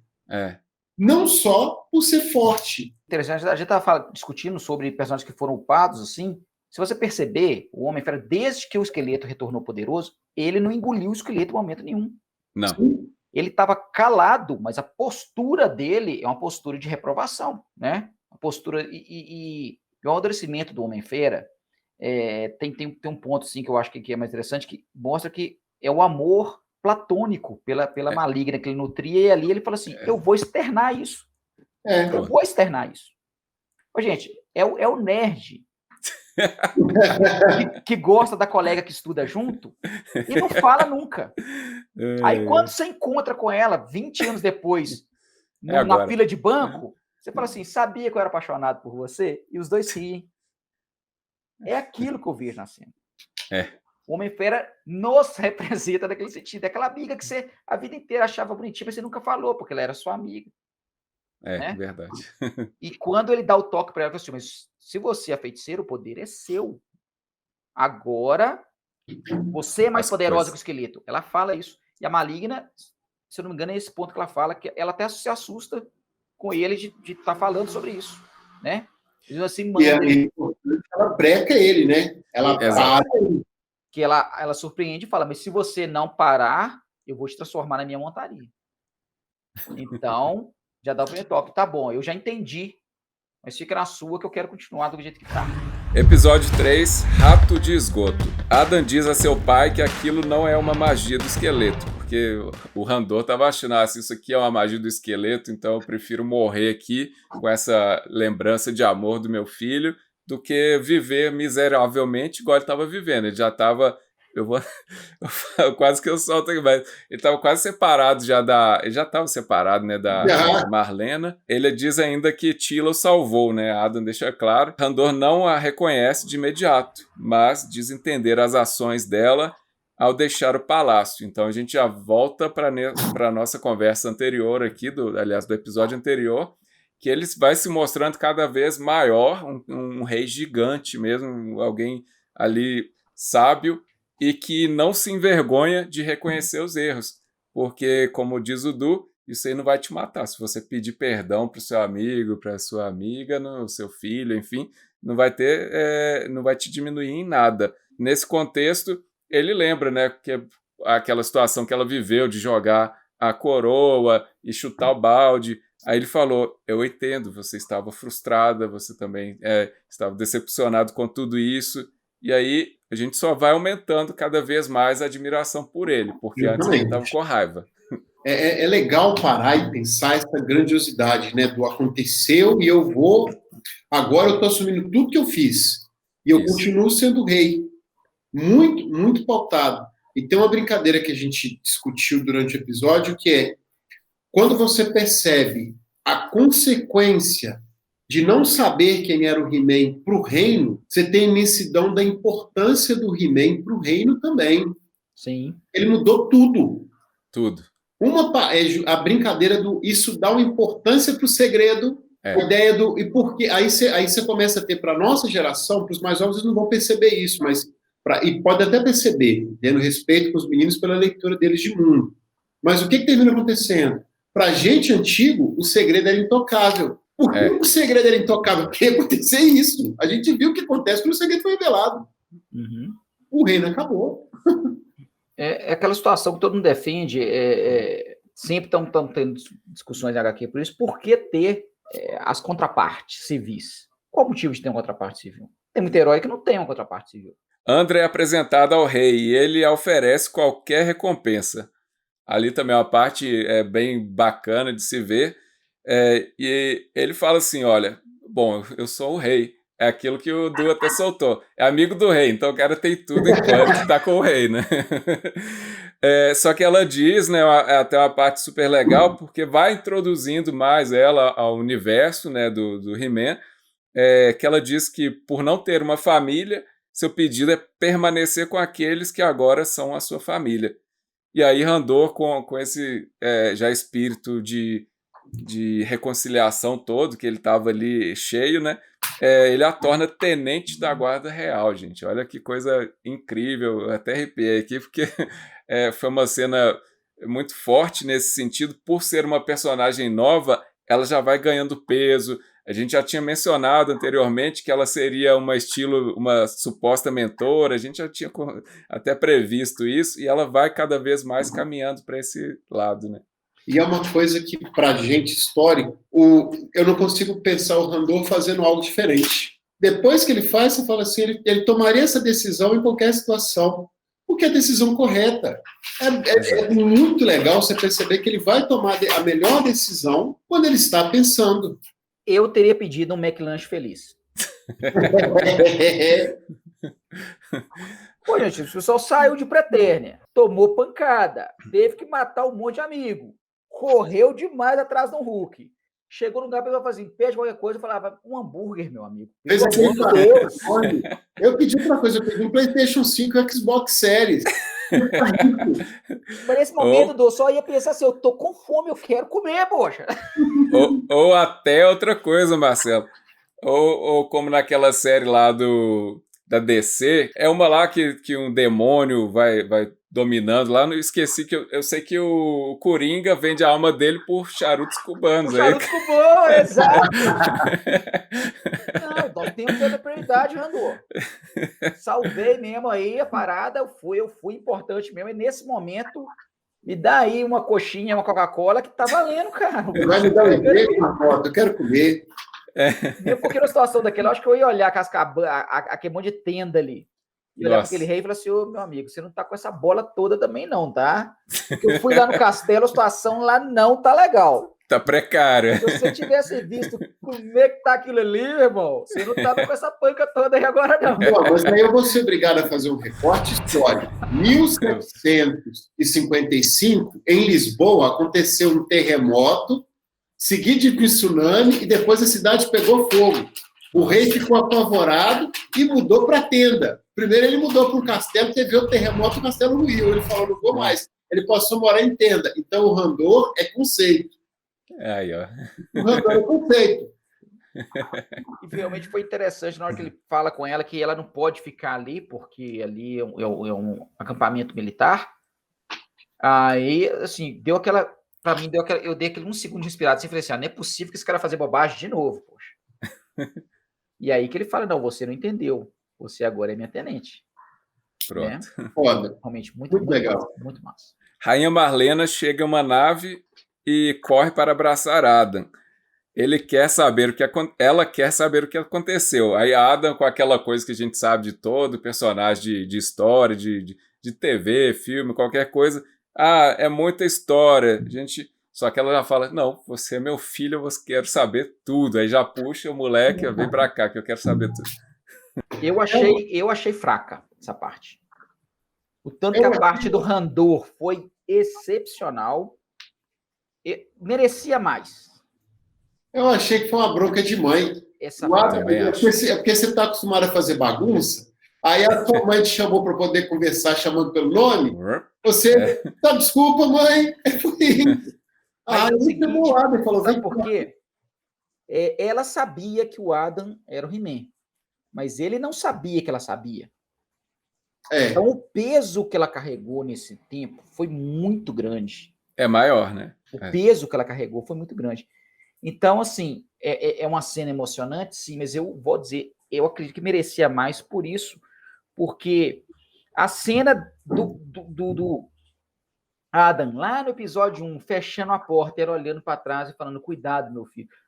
Para mim foi mais impactante que essa, porque lá mostrou uma preocupação maior de mãe. Poxa, ela estava chegando, igual você falou, um casamento destruído, tudo acabado, ela viu o filho dela, poxa. No mínimo era para ter desmaiado. Então, não é sendo advogado do diabo aqui, mas essa cena eu acho que faltou carga emocional nessa cena. Faltou carga emocional, né? Mas também o tempo tem que passar, né? Igual a gente sabe, esse episódio ele foi pauleira. Aí Adam percebe o afastamento entre os pais, porque o rei Randor queria acompanhar, mas aí já fica nítido que ela o afastou, né? Depois a gente já tem a cena do Duncan lá, prometendo ajudar o Orlax. Maligna o visita. O Randor não tinha paz também não, né? O cara já era um preso, né? O cara lá no calabouço. Aí vem o esqueleto importunar, aí depois já vem a Maligna, só que aí ela também já toma pancada. Aí vamos lá. Ela diz que sempre suspeitou que havia algo entre Duncan e Feiticeira. E Duncan já a alfineta, dizendo que ninguém sente medo dela, só pena. Aí as coisas já vão... Ele só dá pancada. As palavras dele são sempre muito profundas e assertivas, né? Aquela marretona que desce arregaçando. Ele diz a Maligna que o poder está sob comando dela e não do esqueleto. Mais um que dá para ela a dica. Você que está com esse poder aí. O cara lá está bancando de chefão, mas é você que comanda aí. Primeiro tem que lembrar também que ele tem aquela sacada brilhante que você descobre, ele vai fugir. Ele vai fugir. A hora que ele quiser, ele vai fugir. Aquilo se para, opa. E aí quando ele constrói essa ideia, porque toda hora o desenho está reafirmando pra gente, a feiticeira tem significado. No primeiro episódio, no segundo e no terceiro. E essa transição da feiticeira maligna. Isso. É muito forte o diálogo do mentor por fazer essa construção, né? Por dizer, opa, vai acontecer algo a mais, espera. E é quando a Maligna fala novamente que ele é o homem mais perigoso de Eternia. A Maligna frisar isso, né, faz questão de deixar bem claro essa visão, eu acho que mostra o respeito dela por ele. Um respeito muito grande dela por ele. A Maligna, assim, a gente tá falando de personagens upados, ela foi muito upada, né, gente? Foi, totalmente. Ela foi muito upada, porque as cenas com a Maligna são memoráveis nesse desenho. E quando ela fala que é uma nova feiticeira, é uma nova forma do poder estar em Grayskull, ele fala, começou muito bem, trazendo dor ao Orlax. Então, olha a sabedoria dele. Ele já pensava que para escapar ele precisava do Orlax. Ali ele ganhou a fera. Até te falar aqui que eu tive aqui um esclarecimento. As palavras dele são pancadas com aquela massa que ele tem. Só pum, só pesado, assim, só que já sai entortando. A Marlena diz a Adam que o Randor a culpou por não ter contado o segredo de seu filho e quase deixou tudo, voltando para a Terra. Essa cena aí também, Adam vai vendo o peso das consequências, como o Marcelo e o Du também já colocaram aqui. O ser He-Man, naquele universo, ele era um peso, vamos colocar 10, numa escala de 0 a 10 é peso 10. E a morte dele não só traz essa questão de que o mal pode vencer, mas aqueles que são do bem também se rompem, eles vão sofrendo com essa perda de formas, cada um de uma maneira diferente, né? Esqueleto mostra a Maligna os segredos do universo e o ápice celeste, um alinhamento dos planetas em que a Eternia estará no centro. Ele terá poder sobre toda a existência. Maligna o questiona o que ocorrerá quando ele tiver todo o poder. Ele diz que matará o He-Man, e Maligna zomba dele, que aí é aquela piada pronta. Ela, pera aí, mas você está aqui, você conquistou o poder do universo inteiro, você só quer matar o He-Man. Aí começa um punhado de discussão entre os dois, aí tanto que o esqueleto, por fim, parece aquele adolescente que queima no golpe e chama ela de rato de esgoto. Aí Maligna sai e chora. Primeiro, o nome do episódio é forte, né? Isso a gente estava conversando off, o nome do episódio é muito pesado. E quando você descobre o contexto do episódio, aí ele fica mais pesado ainda. Porque, se a gente for pensar, esse episódio, ele circula em torno dessa construção da Maligna, né? Exato. Desse fortalecimento da Maligna, que até bate com a questão que o Luiz falou, que o Marcelo falou. E tanto o Nando quanto o Marcelo falaram, que é essa transição da rainha perdendo peso e da Maligna se reafirmando. Da conversa com o mentor para essa conversa com o esqueleto. Pesadíssima. Demais. E aí, assim, e além da construção da Maligna, a gente começa a perceber, a partir daí, a construção da história mesmo. O Esqueleto tinha tudo. Realmente, de matar o He-Man pra quê? A Maligna chega a falar assim, você não precisa estar perto dele para matá-lo, você pode matá-lo com o desejo de matar. Se ele pode matar com o desejo de matar, por que o He-Man não morreu? E é uma coisa brilhante, porque ela olha para isso. Eu não sei se vocês tiveram start que eu tive, mas eu falei, é só isso. Basta ele querer matar ele do castelo, acabou, ele vai morrer. Aqui você pode fazer tudo. Eu falei, velho do céu, não acaba o desenho assim, não. Exatamente, boa. O Homem-Fera se aproxima, né, na hora que ela tá chorando, e ela conta a sua história. Para mim, assim, eu acho primordial e também algo super admirável no que Kevin Smith nos apresenta, que são origens. Por exemplo, agora ele traz a origem dela.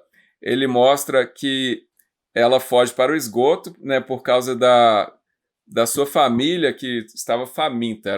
Então pode-se considerar assim que fosse um episódio de uma vasta fome, né, para a população, e os pais dela chegam a ponto de querer matá-la para comer, para alimentar. Ela, nessa situação toda, ainda uma criancinha, ela foge para o esgoto e fica lá por 20 anos. E aí depois ela resolve surgir para o mundo, né, aparecer, mas como uma ladra. Afinal de contas, ela não teria como trabalhar no lugar. A gente sabe que isso aí também são causas sociais, né? A gente sabe assim, um mendigo, você vai colocar um mendigo para trabalhar na sua casa? A gente entende, são questões muito mais amplas, e ela tenta roubar e ela é pega lá por umas pessoas, né?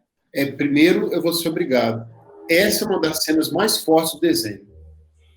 É muito pesado. A cena, esse é um passo que a gente pode discutir.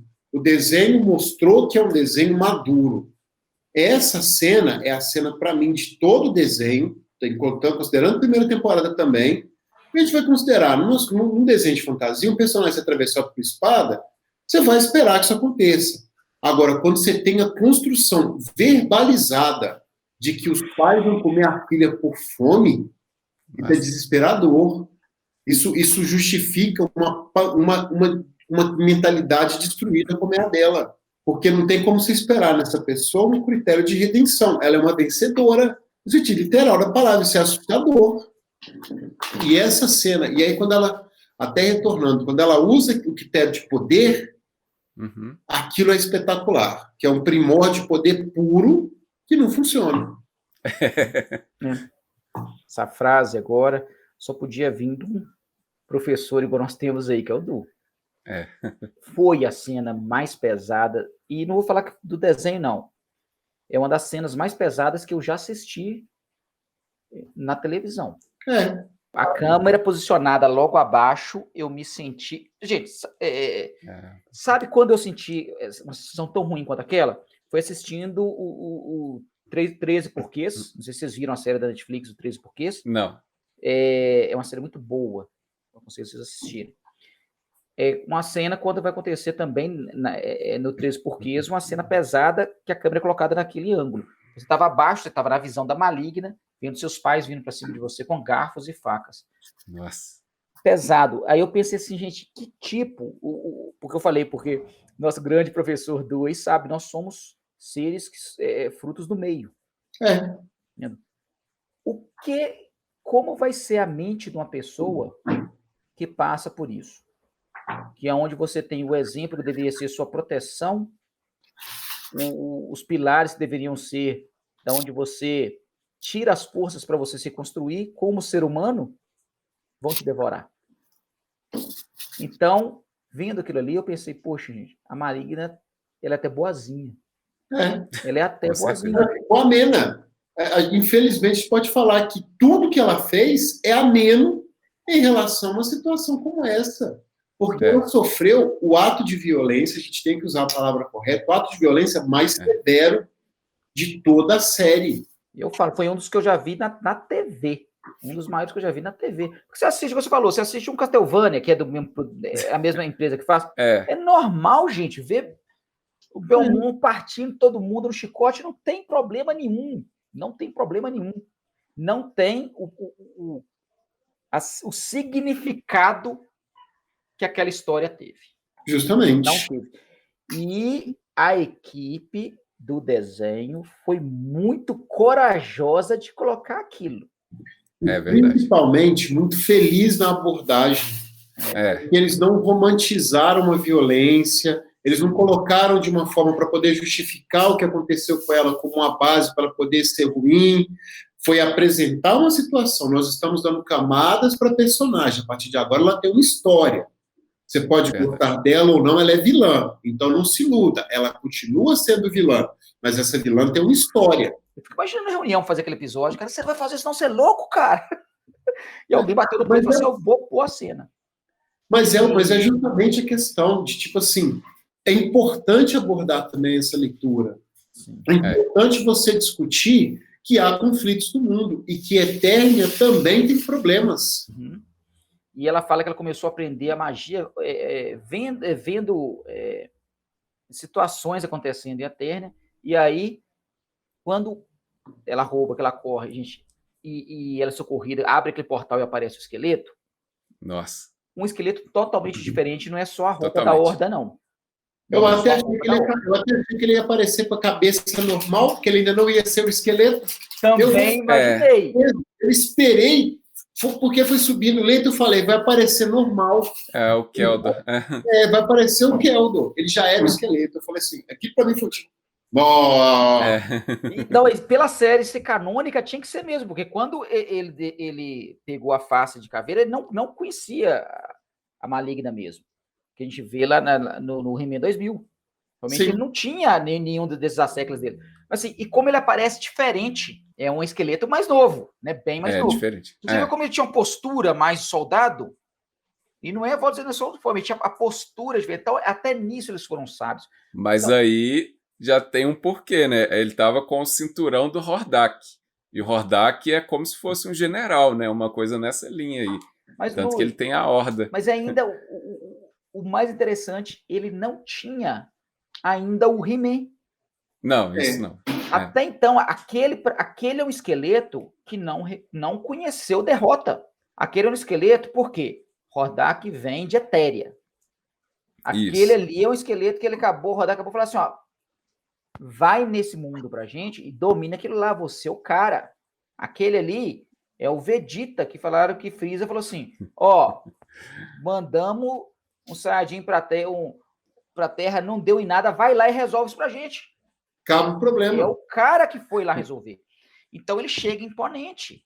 Isso. E não é só, eu vou dizer, a postura daquele esqueleto, é a postura do esqueleto guerreiro, o esqueleto não conhecia a derrota, esqueleto totalmente diferente. Então aqui ele não fala nada, ele dá a mão para ela.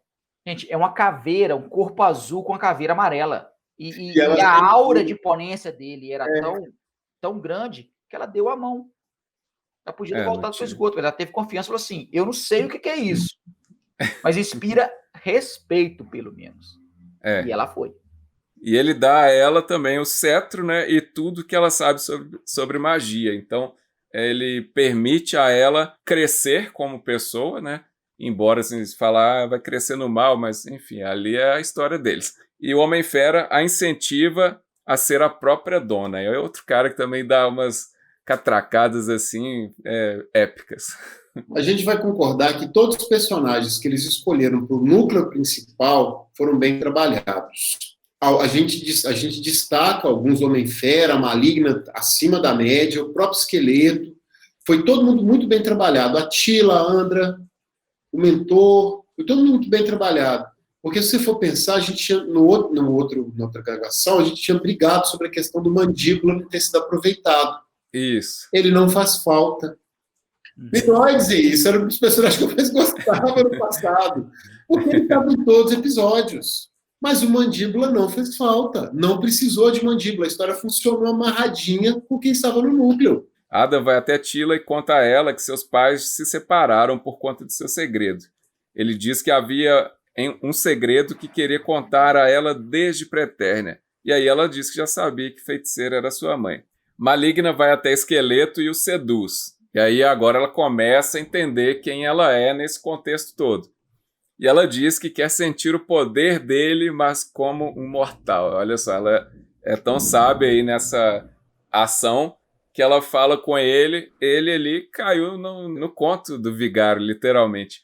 Porque aí tá, ele devolve o poder, aí tá o esqueleto normal, ela joga ele no trono, porque ela já parte ali para uma situação de sedução mesmo, a gente entende, é uma série adulta já não é mais o desenho infantil que a gente tinha. Ele retorna à força, o beijo deles é uma coisa nojenta de ver aquilo ali. Que beijo para começar. Nossa, aquela cena... e por fim ela pega a espada do poder, só que aí aquela coisa que a gente já... na hora que eu vi, aí ela pega e diz as palavras mágicas e se torna uma campeã. Eu falei, poxa, agora todo mundo vai virar He-Man aqui nesses desenhos. Me deu medo também. Eu não vou mentir, não. Eu tive medo de, por exemplo, de mais pessoas assumirem o poder, porque eu não vou mentir. Eu acreditei, em algum momento a Tila também vai levantar a espada e continuar no caminho. Isso, a princípio, me assustou. Para mim, a cena dela seduzindo o esqueleto foi maravilhosa. Maravilhosa. Tudo aquilo que estava implícito ficou explícito. Tudo aquilo ficou explícito. Gente, tinha que ter um porquê. Não podia ser só um amor platônico, não. Então não era platônico. Ela e o esqueleto realmente eram um casal. E não, aquela cena, gente, para mim... E não foi a primeira vez, hein? O desenho deixou claro pra gente que não foi a primeira vez. Não era, não. Aquilo era recorrente. O esqueleto da maligna, tô estressado, vem cada um cutuco. Era mais ou menos isso. Fantástico, fantástico. Realmente, a cena do beijo dá vontade de revirar o estômago. Mas eu achei tudo muito legal naquela cena. Primeiro, esqueleto deixando o poder voltar. Esqueleto sendo esqueleto, gente. Uma situação daquela. Tudo bem, vamos lá, maligna. Poxa, o esqueleto sendo esqueleto. Ele é fantástico. Toda aquela cena de sedução para mim foi ótima, foi muito boa. Quando ela pegou a espada, que ela evocou o poder, desnecessário. Ela é a feiticeira. É o poder que ela oferta, ela tá pegando para o outro para virar o quê? Só que aí eu vejo o combo. A mais a gente percebe. Você vê o combo de juntar os dois. Isso. E é novamente o que a gente falou. Cada um é o poder que possui. Cantou essa pedra. Um fica forte, o outro é o mago. E quando você pega a maga que passou pela situação de quase ser devorada pelos pais, o que vai ser desse campeão? Assustador. E ela foi assustadora. O visual dela me lembrou alguma coisa de Cavaleiros do Zodíaco. Tem algum Cavaleiro de Ouro, que, se eu não me engano, é similar àquele aspecto. E ela manda um recado para toda a Eternia também, né? E também para a Pretérnia. Ela destrói tudo e todos em Pretérnia. Aquilo ali também é algo que a gente está falando aqui. Ela expande o poder a níveis que a gente não teria jamais considerado, né, anteriormente. Ela se limitou pelo conhecimento que o povo tinha naquela época. Vamos colocar assim. Qual era o conhecimento que eles tinham? Que uma feiticeira não poderia sair na forma humana, que tanto é que Zoa só podia sair na forma de águia. Só que isso eu acho que era o conceito que eles criaram, que a gente vai ver depois também, Tila já fazendo coisa diferente. Mas falando aqui dessa parte, então, como o Marcelo disse, desnecessário porque ela poderia romper essa barreira de uma feiticeira que não sai do castelo. Mas, como o Dus também colocou, ela combou e aí se torna uma campeã que pode sair, é feiticeira e é tudo mais, e agora é isso. É uma brincadeira que, por exemplo, que é até contrapondo o Marcelo, mas não tem jeito. Ela buscou mais poder. Me falta ser a campeã, eu vou ser a campeã. E é tanto que ela vira uma campeã dos que foram apresentados no desenho, a mais competente. A gente é obrigado a dizer isso. Tira o He-Man. Tira o He-Man. Para a gente poder não ofender quem vai ficar triste da gente estar falando isso. Jesus, ela destruiu o paraíso. Exato. Ela só olhou para os campeões antigos que eram invencíveis e... Tome. Sim. some. Tanto que o Adam diz na sequência, agora a gente tem que fazer alguma coisa, viu? Não tem mais como fazer nada, não. A gente tem que fazer alguma coisa. Vamos dar um jeito aí, velho. Porque a destruição de Pretérnia, pra gente, traz aquele total desconforto. Porque se lá é o céu e não existe mais, eles morreram e vão pra onde? Aí... Lembra que a gente começou lá atrás, perdão, Marcelo. Não, pode falar. A gente começou lá atrás com um esqueleto pegando 2 almas e condenando a subtérmia. Exato. Ela polarizou essa ação. Isso. Porque ela falou, além de você não ser salvo, eu ainda vou destruir o que você almeja. Você não vai mais para lá porque não existe. E quem é salvo também deixa de existir, inclusive. Deixa de existir. É brutal. Se eu estivesse fazendo o desenho, ela teria, para mim, ela teria evocado o poder e não teria mudado de forma. Eu acho que seria muito impactante. Eu falar assim, não, então eu já sou o ser mais poderoso. E é o que a feiticeira é. Né? Mais à frente nós vamos ver isso também na conversa do Adam com... Sim. O Adam vai dizer algo mais para frente, mas ela já seria o ser mais poderoso de Aterna. E aí a gente vê realmente o que é o conceito de poder, né, gente? Falando da questão dos campeões lá, eles fazem questão de focar em Grayskull, que é o mais poderoso, é o início, né? Focar no Grayskull, e ele sendo desintegrado. Na verdade, ele nem desintegrou, eu acho que ele deixou de existir mesmo, né? Ali a pessoa é mais do que desintegrar, é deixar de existir. Porque é a recompensa, é o que você falou, se não existe mais céu, e agora? Eu vou para onde?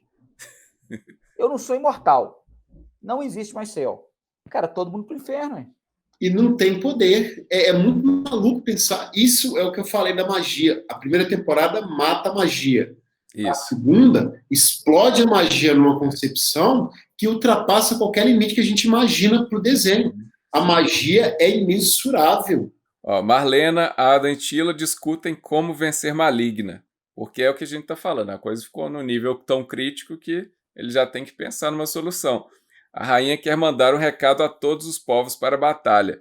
Só que aí ela queria da forma clássica, né? Teria que mandar ou uma nave, enfim. Aí o povo fala assim, não daria tempo, porque a batalha já é iminente. Então não tem tempo de correr meia eterna para chegar no lugar lá e chamar o povo de Stratos, o povo dos abelhões. A Tila, já começando a aceitar a sua natureza de magia, de feiticeira, ela diz que pode usar a magia para se comunicar com eles. Adam diz que é necessário aceitar toda ajuda e nessa hora surge Esqueleto escoltado pela guarda real.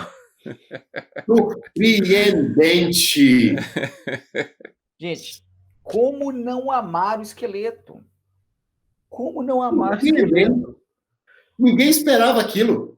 Poxa, o cara quer matar o He-Man, o cara tem todo o poder do mundo, ele podia ter feito tudo. Alguém falou para ele que dava para matar do castelo. Ele não fez. Deu problema, o que ele foi fazer? Procurar a ajuda do He-Man, pô. Não, e o pior de tudo, ele foi contando que ele ia ter o He-Man que ele não conseguiu conter. Exato. Assim, faz-se na espada, filho. Vambora aí. Você. Gente, aquilo me lembrou o Coringa conversando com o Batman. Ele fala com o Batman, olha, eu preciso de você, você precisa de mim. O Batman precisa do Coringa, o Coringa precisa do Batman. Eu não tenho que o Batman... a história chama o acordo, não é isso? Acho que é uma fã feita por fãs, se eu não me engano. É quase que é canônica, a DC só não pôr o selo dela, mas que ele fala, eu não consigo, não tem sentido isso, tipo, que o Batman pergunta por que você não mata o Batman, ele fala, não tem sentido ter o Coringa se não tem o Batman. E eu acho que nessa hora que a gente vê aquele esqueleto ali, que eu faço paralelo com a diferença do esqueleto que saiu daquele portal. Sem o He-Man não tem motivo mais ter o esqueleto. A vida do esqueleto, eu acho que ele percebeu que tá do lado do He-Man. Ou é apanhando, ou é batendo, mas eu quero estar lá do lado dele. Falando em esqueleto, mostra sua camisa aí pro pessoal ver. E ó. Ah lá, Bonita. Quanto, ó. incrível. Então, foi surpreendente ver o esqueleto ali. E eu fiquei muito feliz. Eu falei, poxa, gente, volto a dizer, a equipe, a gente fala de Kevin Smith, mas é uma equipe toda, né? Como que eles, assim, eles quebraram barreiras sem medo. Demais. Foi um contrato muito bem feito para fazer essa Foi continuidade. mesmo.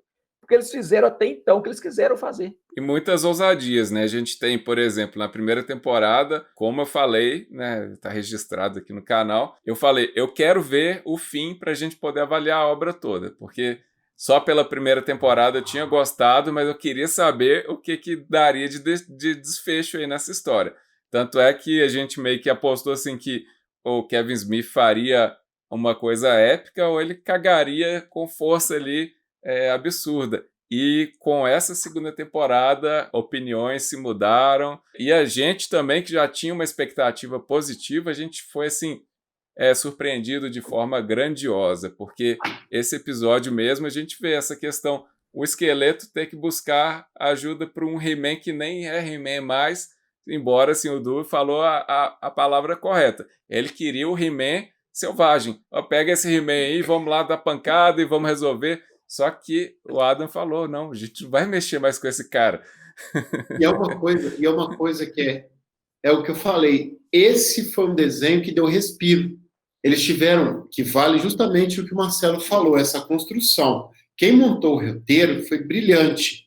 Porque a gente teve o desenho mais sério de todos e, de repente, ele acaba num escape do esqueleto fazendo piada. O esqueleto, o vilão, virando para você e falando, respira que você ainda está vendo o desenho que você gosta também. Não é esse o caminho que a gente vai adotar? Maravilhoso. Achei que... É tanto que eu brinco. Esse terminou para mim com chave de ouro. Foi surpreendente o esqueleto aparecer e é surpreendente você perceber que ele está fazendo o que ele mais odeia. Ele nunca faria isso. Ele está lá. Chegou no momento que não tem mais jeito não, meu filho. Ela combou tudo, ela pegou todo o poder que ela fez, ela já acabou com o céu, então vamos embora lá junto. E transforma aí. E assim, ainda antes do fim dessa parte do esqueleto, tem uma outra situação importante, que é a Teela conseguindo dar o seu recado para todos os povos de Eternia, né? Ela consegue ali se concentrar naquela nave, ela até levita um pouco e ela dá o recado. A gente vai saber se isso funcionou ou não nos episódios que virão, mas ela fez alguma coisa naquele momento. Fica para o próximo programa. Saber ou não se aconteceu. Se é assim de novo.